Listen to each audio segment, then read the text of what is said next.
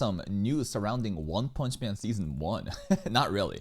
Gigguk on why there wouldn't be another One Punch Man Season 1. My understanding of the One Punch Man Season 1 situation is that it was an all-star lineup of the most talented people in the anime industry getting together to create this art known as One Punch Man Season 1. It's unreasonable to expect that quality in the same team to, be there again. Like, you can't just do Avengers over and over again, right? It's like a limitation. Of course, it'd be nice if Season 2 also had the same quality, but that was like a once-in-a-lifetime situation. But I don't know exactly why they couldn't have continued, right? If they were truly so good with, Season 1 and Madhouse delivered such a good thing, what caused the team to say, that's it, we're putting in our bid and no more Season 2? One Punch Man Season 3, has that been announced for a final date? Because I know that's been announced, but no date yet. JC Staff is still doing it. The trailer looks decent. I don't know if it's been announced for an actual date. It was announced for 2025, but how excited for that are people actually, though? People are like, yeah, it's One Punch Man. I'm wondering. I don't think the fan reception is honestly there. A lot of people, again, because of the relative difference of Season 1 and Season 2, a lot of people are shitting on JC Staff saying One Punch Man Season 2 is so bad. Comparatively, yeah, but now revisiting some of the different things with, like, let's say probably Pretentious Senshi, more production value channels, they're teaching us about like what a good anime even is. I think the hate was really overblown. And obviously once you kind of had that impression on people, it's like, I don't know if it's accurate to call the Barbra Streisand effect, but people will just believe in different talking points without actually thoroughly understanding it themselves and just repeat the same talking points, which obviously then causes more people to do the same shit. A lot of people, I don't think, have the same level of hype for Season 3. A lot of people are probably disappointed in Season 2. They know that it's the same studio, and for Season 3, I think a fraction of the hype is going to be delivered. Unless the animation really popped off, which is definitely a coin flip for JC Staff, it's definitely going to be a 50-50, I think. I haven't seen One Punch Man. Bro, One Punch Man Season 1 is still always worth watching. Still such a celebration. Haven't even watched Season 1 One Punch Man anime, by the way. I've read the manga, but like I've never actually checked out the anime. For animation, Season 1 is, and it's rare that you get so many talented animators working on a single project. Do you keep up with the One Punch Man manga? I don't think I've read One Punch Man in all of 2024. I think I read it last in 2023 and I caught up completely since then. And I think we were just halfway through an arc. If they change JC Staff's production studio, then maybe. I mean, it's JC Staff, but JC Staff makes great anime. Just look at Danmachi or Railgun. They have different priorities based on like how important they deem different projects to be. This season alone, right? They got so many different animes. I personally watched Danmachi, Mao 2099, and Do Over Damsel. Those are all JC Staff projects, and in that order is also the priority. You can clearly see the difference in quality from Danmachi to Mao 2099, and then from Mao 2099 to, Do Over Damsel. If they would give the same level of preference for One Punch Man like they did for Danmachi, I think it would be amazing. very much depends on the staff members that JC Staff can get, because JC Staff do a lot of things, and depending on what team works on it, they can have some really good results, and sometimes they can have some subpar results as well. Exactly. Just because it's a studio working on it, don't already think that it's going to be bad or it's going to be good, right? Even Mappa, right? I think a lot of people complain about Hell's Paradise. Recently, I saw a Twitter thread about people crying about, Hell's Paradise and how, Mappa should drop it. Why are they doing it this show that dirty?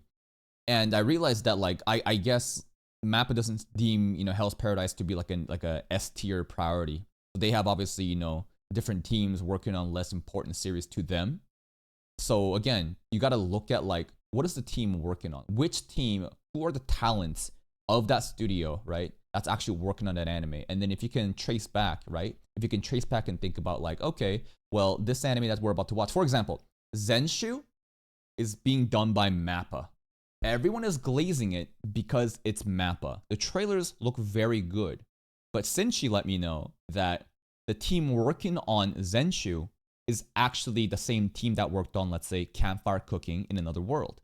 And no disrespect to Campfire Cooking in Another World, but that is not the same team that worked on Jujutsu Kaisen Season 2. You know what I mean? It's kind of like you gotta figure out like, okay, if it's the actual same roster that worked on these crazy projects, then we can't have confidence that the quality will be consistent. But if it's like a different set of people, look at the projects that they've worked on, look at how it looked, and that's kind of like a pretty good estimation of what the quality will be. Well, the problem is, I don't think any studios, except for one, is probably built to deliver the same kind of results that One Punch Man Season 1 UFO table, baby. Give me UFO table, One Punch Man. did. And the only studio I think that can possibly replicate that is Studio Mappa. And that's for the wrong reasons. That is for the wrong reasons. Human slavery, baby. Innovation. Any type of human achievements and breakthrough of mankind's efforts are built on the back of animators not seeing their families for 3-month periods, working them 25 hours.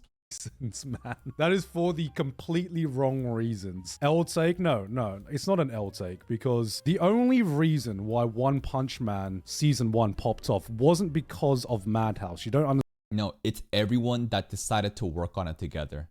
One Punch Man, the manga, the webcomic was kind of, a shitty drawn, amateur drawn story, but it was so compelling that Yusuke Murata, who did the art for other huge series like iShield 21 back in the day for the manga, his drawing is insane. He picked that up because he was so compelled by the webcomic story. So then he redrew it, and the art is insane, and people fucking love it. There's a lot of love and, just passion poured into One Punch Man that a lot of people also, resonated with. Then I think that, again, some people say that Season 1 was then like a love letter for One Punch Man. A very exceptional situation where the best of the best came together out of their love for One Punch Man and decided to give Season 1 the quality that it was. But that will never happen again. Why though? Because it's unreasonable to have all those, high priority talents to just gather into one project. I don't know. There must be a good reason. Understand it wasn't Madhouse that delivered. It was the director that delivered, and the director who had built up his contacts within the industry and was such an exciting director to work with that so many talented animators and so many talented people wanted to be a part of this project. That is. Remember, guys, even Jujutsu Kaisen Season 2, why do so many people still work for Mappa despite knowing the shitty work conditions? Because talent follows talent. When you have a Giga director, right, think of it like a mercenary guild system. You want to party up with the best people, right? The highest elo, the highest skilled people are inspired by talent. And once you have a dude that can pull in other talent, everyone also follows. And that's why this happened. Is the biggest reason why One Punch Man popped off as hard as it did. It is not so much Studio Madhouse. It is, I feel like, the people working on it. Studio Madhouse, think of studios as a building. Look at the freelance talent and in-house talent that's working on it. Look at their past projects, and you can make a better a guesstimation of what the quality will be. Like I'm doing a disservice by not remembering his name, because he also directed I cannot remember director's name for whatever reason. I have a hard time remembering voice actors' names too. I for some reason do recognize soundtrack composers' names though. Space Dandy as well. Shingo Natsume. Fucking goated, man. Yeah, I mean, the first season of One Punch Man was a multitude of factors coming together to create an amazing product. It's a rarity that one person was able to gather such a talented team with so many talented animators just to work on this one project. And that's because everyone was excited to work on One Punch Man back in the day. It's even said that One Punch Man had like a normal budget. And the reason they were able to deliver this product on a normal budget is because of the goated team that worked on it. And it's rare that you can get as goated a team of like freelancers and directors and people working on it to come together again. Yeah, I know that, but what, like, I thought there's like a specific reason. Aren't we gonna name like one person based on the thumbnail? Like my guess of this was because obviously you can't expect the same type of talent to just all focus on one project again. It's unreasonable. So enjoy it while you can. Mappa tried to emulate what One Punch Man did, and they used a different technique, which we won't talk about.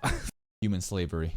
Let's just say that season 1 was definitely, I wouldn't say a flash in the pan, but definitely a rarity. Domain expansion, unlimited hours. Bruh, that's a real bruh moment. It's the forbidden technique.